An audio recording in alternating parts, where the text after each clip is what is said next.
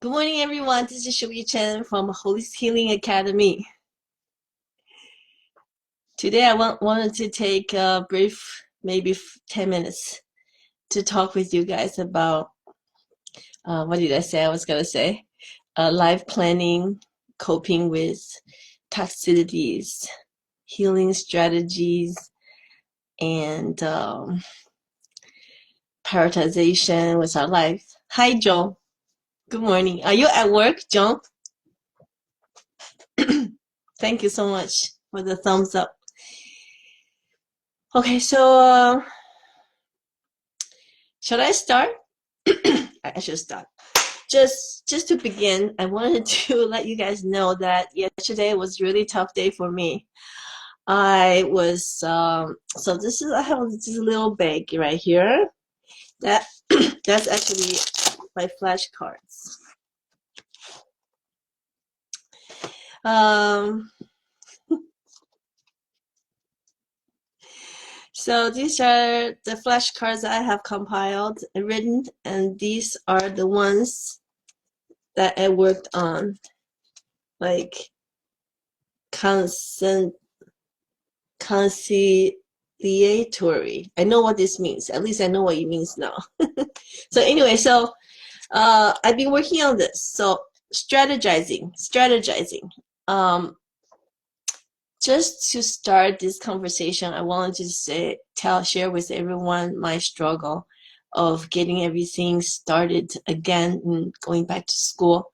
It's almost like every few years, and I would do something that it will help to achieve my goal of the second phase of my life. And so all my life is always either I have to be a doormat. People will step on me for 3-4 years, just piling through. As soon as I get ahead and know what I'm doing, I start to plan on what I need to learn more and do more, and I start to meditate, studying, and then I make a decision of going for it, and I will go for it. So then I became a doormat again. People step on, you're the new person, all that stuff, but it's okay.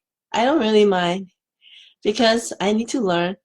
So I carry on and then to reach another level. So this is what I find excitement. Although I must tell you that the struggle is real and the frustration is real and the disappointment is almost unbearable.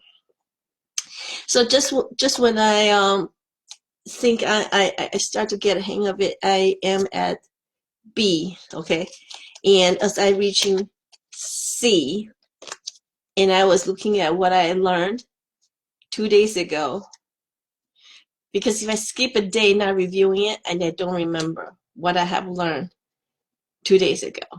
And that was very frustrating because I'm trying to do something. I'm trying to march forward, but however, I'm taking maybe 5 steps forward, but take 4 steps back at the same time.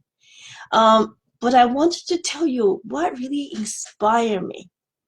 Knowing that my language skills is such an area of difficulties all my life. Why do I do this?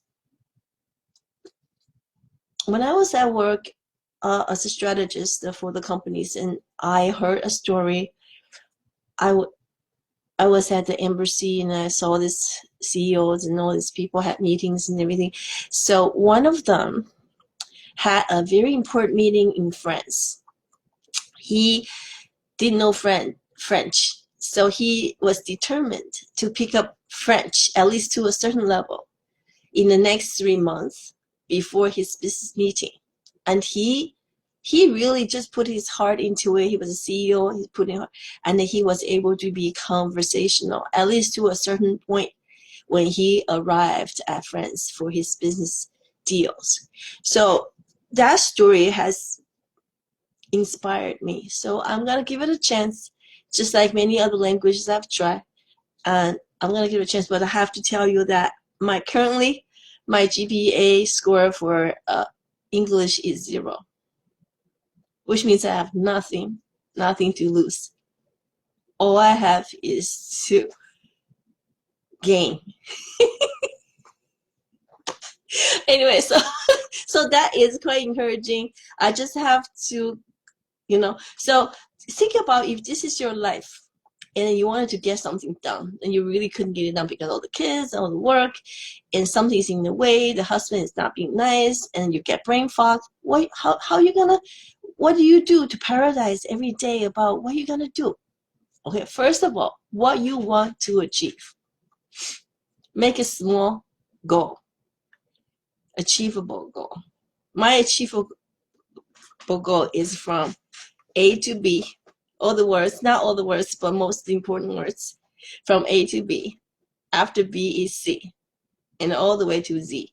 All right, so I don't think about Z. I don't think about what I do after.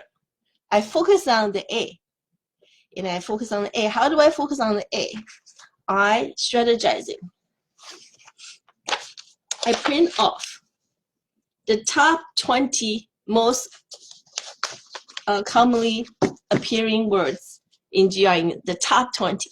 So I'm going to master the A in this top 20.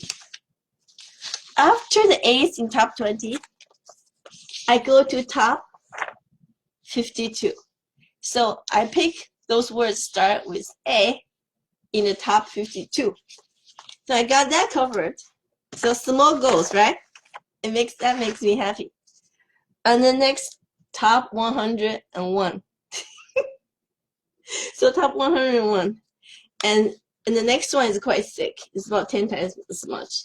So and then I go to the big one. So progressionally I achieve. I make every day. I have to do adjustment, otherwise I get disappointed. Do you remember I have the 5-pound book? The 5-pound book is gonna just kill me. So I keep it at home, and I just carry these little cards with me, and do my A's, and do my B's, top 20, top 50, top 100, eventually goes through top, in this book, the top 300, and this flashcard, the top 500, and the advanced, the later part of the book is top 800. So my goal is get top 20, 50, 100, 300, top 500, and top 800 most commonly appearing used words in GRE. So this is what you do too. Start always with one natto and one broccoli. So many people learn how to make yogurt. And if you know how to make yogurt, you can make, what's going on with this kid? You can make natto. And from one bean at a time, just take it like it's a supplement. Ooh, I think I'm actually tangling it wire. Don't worry about it. So when you have all these kids in your life, or the task or the job you don't really want to do, or you don't really like, or just pay the bills, find pleasure in it or change jobs. How do you change jobs? I used to be a consultant. I actually run a company as a motivational speaker, and I help the company people, employees, to be motivated and in the charging way, and make money for more money for the boss. So that was $500 an hour, and I would host a day event, and I have a co-teacher. So he will be taking the executives in a different room, and I will be talking to the employee, and then we change and stuff. What I advise them to do is that if you gotta love what you do. If you don't love what you do it out of sense of responsibility, that's fine too. However, you gotta be diligent in everything you do. If you can't really love it, if you cannot really be diligent, if your mind is always going away somewhere, find yourself. Find what interests you.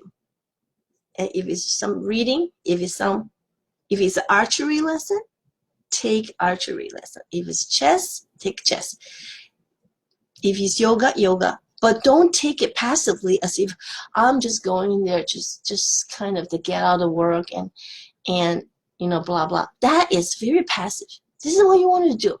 If you really want to get into fitness or something like that, go to yoga, talking to people, and having coffee hours, and or something like, just learn from other people that what excite them to take yoga. Some people, no, not those people. The one that was passionate, about why are they in this class? And then with this energy flow, and you will feel, yeah, that's why I'm here, because I want to meet like-minded people. Just take charge.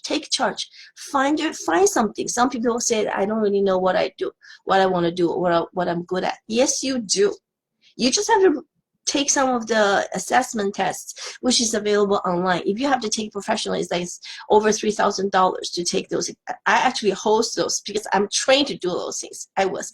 So this is to take them. You know who you are, your characters and your personality. Your personality comes with your DNA, and your character, that's what they're character building classes, because you can build characters. You cannot change your personality. Personality is imprinted in your DNA from your parents.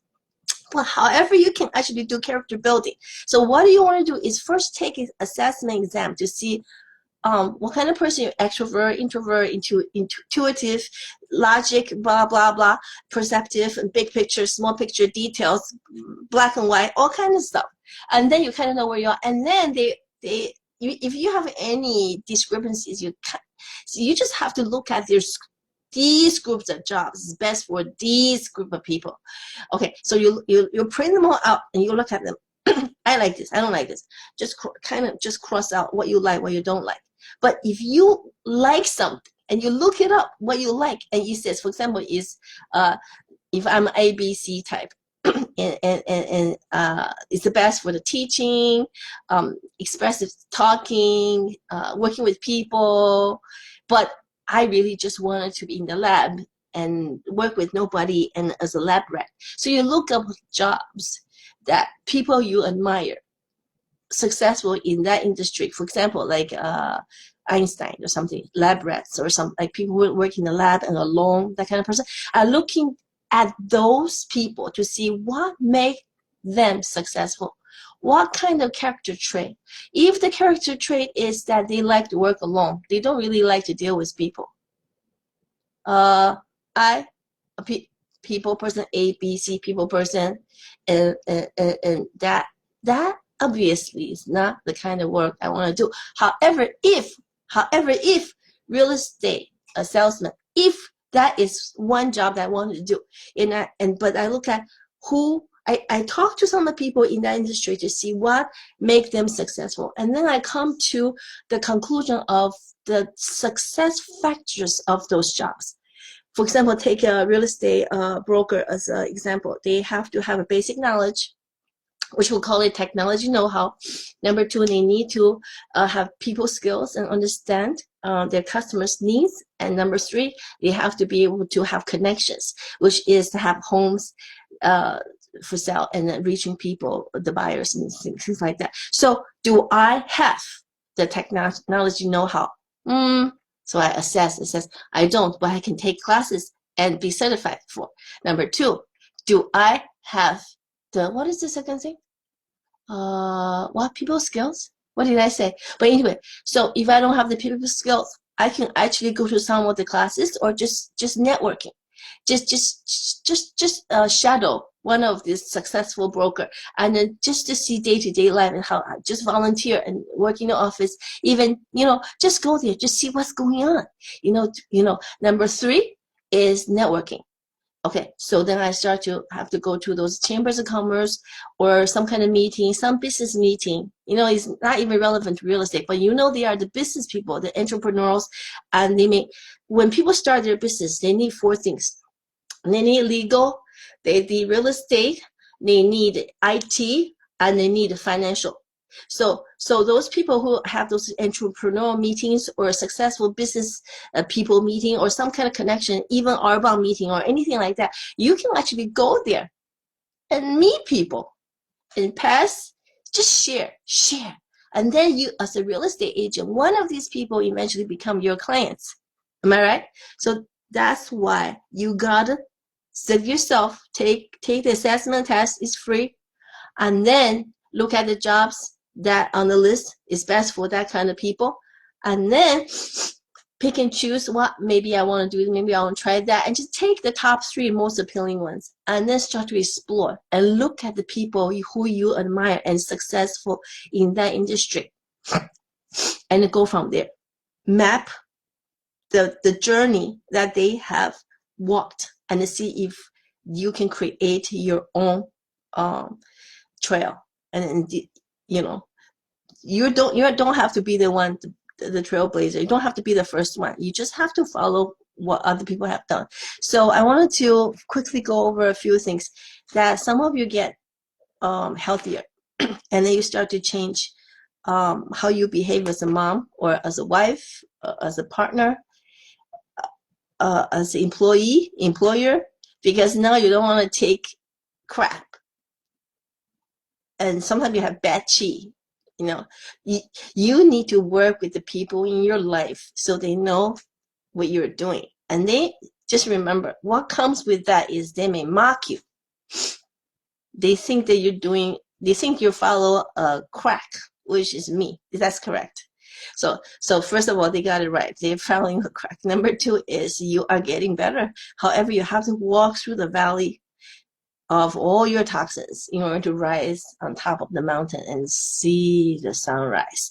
Just remember, you're taking this path, and then you gotta make people understand that you're determined, you're following something, and you're going forward. And pardon yourself if you have to lash out sometimes, but do make up for it. There are couples that come to me over the years, and I have seen couples coming to my office, and I work on the wife, and I work on the husband.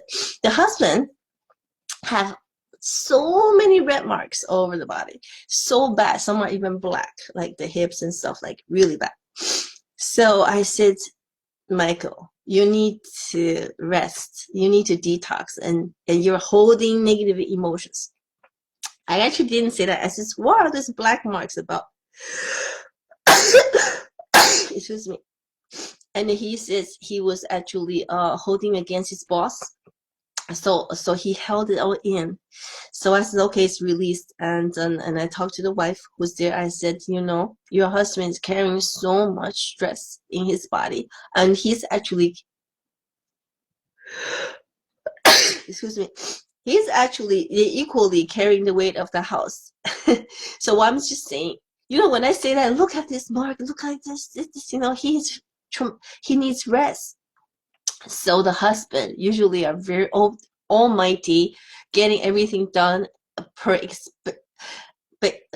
on the expectation of the wife, and he's the superhero, get everything done. He was always outside working on the roof, down in the basement, digging something and pull the compost out and the weeds and all kind of stuff. So I talked to the wife. I said, he's really, you know, and then he said to the wife, then I told you I was tired. He was. So throughout the years, now I have couple counselings, and basically they will be with me at the same time, and I will talk to the wife, and I talk to some of you, and you know it. I said, I really, in my heart, I don't say it, but this is what I say. I says, you need to make breakfast for you and him before he goes to work. He needs to have his food and pack the lunch for him. And when you're at home and he's working so late, past 6, 7, 8, 9 o'clock, you make sure his meals is saved for him. And when he comes home, he can have a good meal. And make sure he has his supplements with him.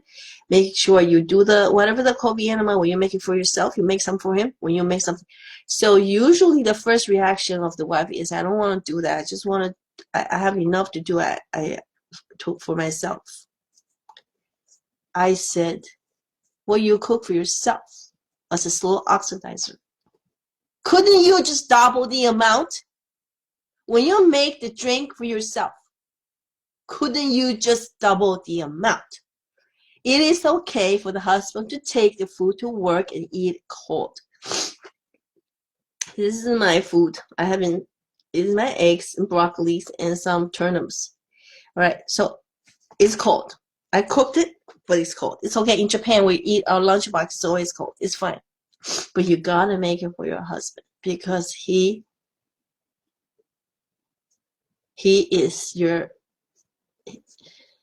the pillar of this home. He's the head of the house. And with all these kids in the family going to university, I'm not talking about just one couple, I'm talking about many of you with different people going to university, and he's paying for all the house insurance, and he's paying all this the mortgage and scholarship or whatever that's called, the student loans. You need to love him a little more. So even the husband was talking bad about me and everything, still you just have to, some of the wives just make this, make that, the food didn't taste good, but make it anyway. You will improve your cooking skill, but just make it anyway, and then try different things, and the husband will complain, what are you doing in the washroom all the time? Oh, you're doing that again, eventually you become younger, healthier, maybe you'll give more sex. Then men listen to action. Now you're talking, right? So when you're a wife that just turned cold and the other way and only mind your own business and blah blah, when some husband went to work had their clothes reversed, the sweatshirt is reversed or something like that, that just tells me there's no one love this man in the house. So in Japan, this is what we do. Assuming this is the lunch bags that you prepare for your husband, and you have all these kids at home, you have to do homeschool.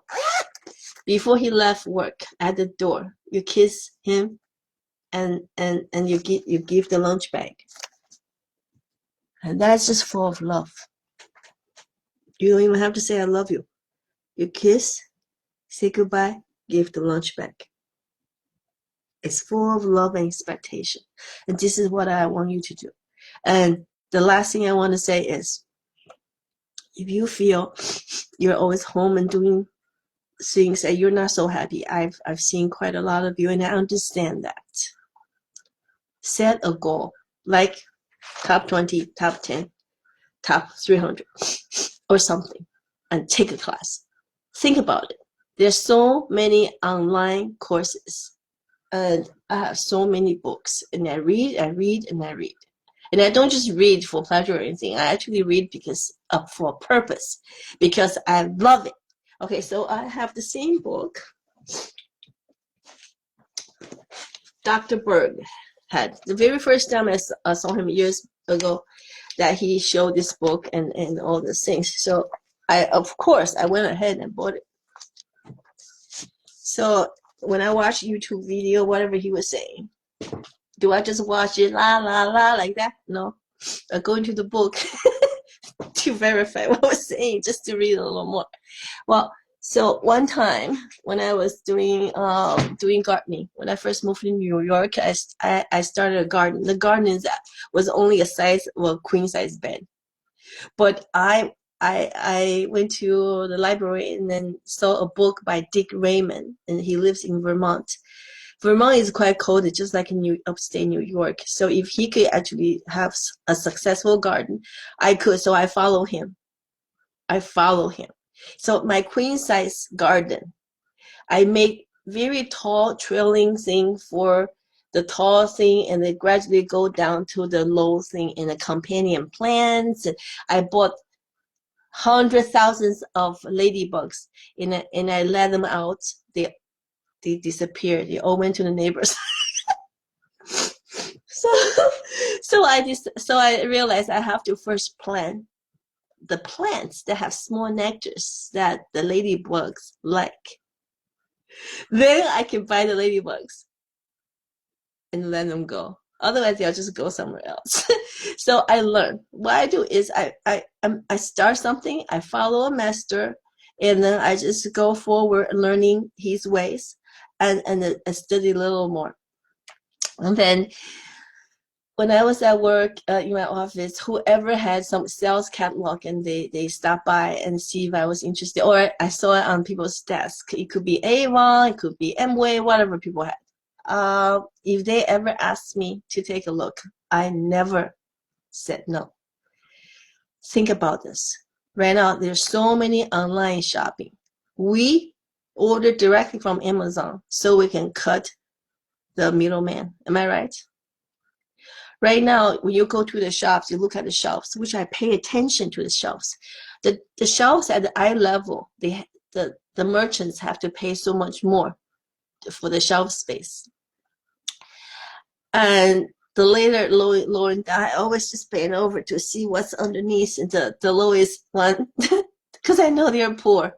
Those merchants are poor. The papa mama shop, the local farmer, something.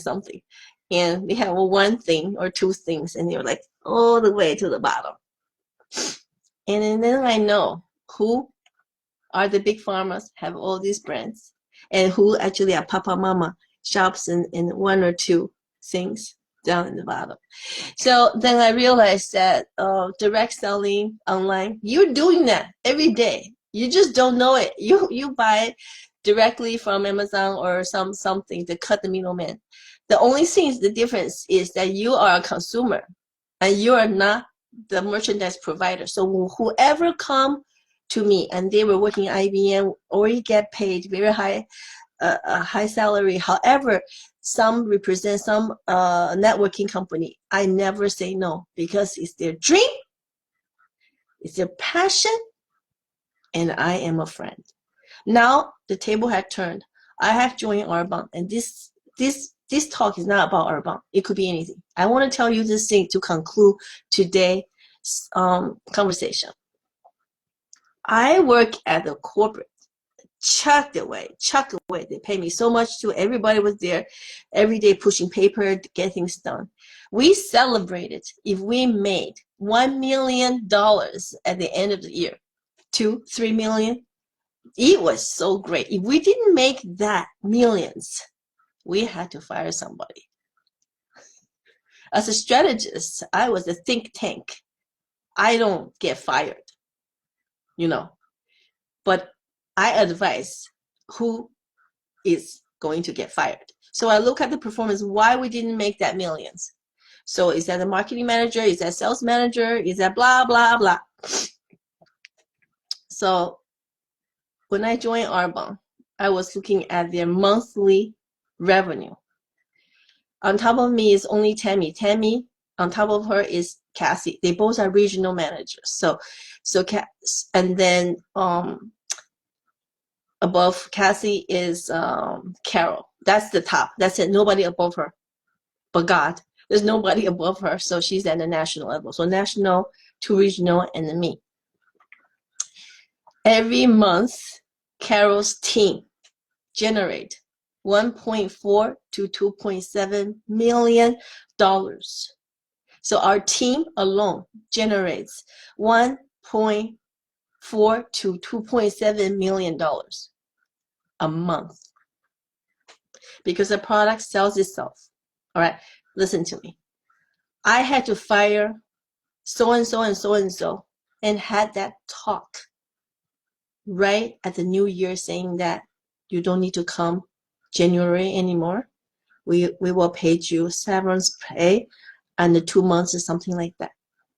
Right? Just because we didn't make $1 million as a company, we couldn't sustain the branch office. So for all the entrepreneurs, think about this. Today, you don't have to start your own company. You can just tag along, do something. Even people do Young Living or anything like that. Just do something you're passionate about. You through that, you network, make friends, and something. Okay, but do it. And then, or even just join the reader club in the library, or play music at the senior home, or anything. And then walk the dogs at SPCA. Do something. And remember, another network marketing or anybody who come approach you, you are one of them, but they are the seller, you are the consumers. You spend money and they are building their dreams.